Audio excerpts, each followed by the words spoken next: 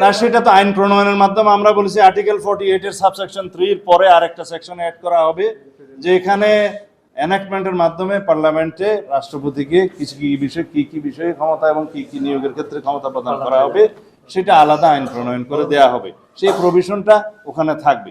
বিস্তারিত বিষয় কিন্তু সংবিধানে থাকে না, মূল বিষয়টা থাকে, তার ভিত্তিতে আইন প্রণীত হয়।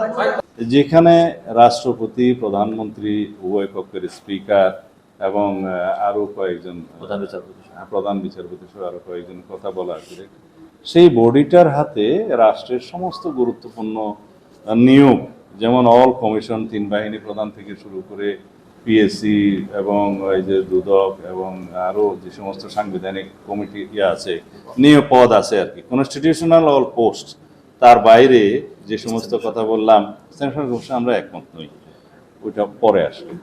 তো এই সমস্ত নিয়োগের ক্ষেত্রে প্রধান এবং সদস্য সবার নিয়োগের ক্ষেত্রে যে তাদেরকে ক্ষমতা দেওয়ার, জুরিসডিকশন দেওয়ার কথা বলা আছে, এগুলো আমরা একমত নই। এই জন্য যে রাষ্ট্রের মধ্যে আর এক্সিকিউটিভের ফাংশনটাকে এত বেশি লিমিট করা হবে যে এক্সিকিউটিভ এবং প্রধানমন্ত্রী যিনি যে নামিয়ে ডাকি, তাদের আর তেমন কোনো রাষ্ট্র পরিচালনার ক্ষেত্রে এখতিয়ার এত বেশি লিমিট করা হয়ে যাবে যে রাষ্ট্র পরিচালনার দায় হয়ে যাবে। অথচ রেসপন্সিবিলিটি থাকবে ইলেক্টেড রিপ্রেজেন্টেটিভ হিসেবে জনগণের কাছে এবং সংসদের কাছে সেই নির্বাচিত প্রধানমন্ত্রীর, অথচ তার কাছে তেমন কোনো পাওয়ার দেয়া থাকলো না। আর সংসদ যখন থাকবে না, অথবা সংসদ বিলুপ্ত হবে, অথবা যে সময় পর্যন্ত কেয়ারটেকার গভর্নমেন্টের প্রধান উপদেষ্টা মনোনীত না হবেন বা নিয়োগ না হবেন, ততক্ষণ পর্যন্ত এই কমিটি ফাংশন করবে।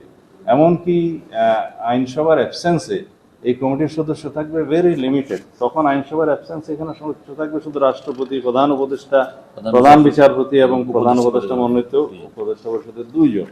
তো এইগুলো বিবেচনা করতে গেলে তারা মোর অর লেস সবাই একজন ইনডাইরেক্টলি ইলেক্টেড, বাকিরা আনইলেক্টেড, এবং এদের কাছে সুপ্রিম পাওয়ার থাকবে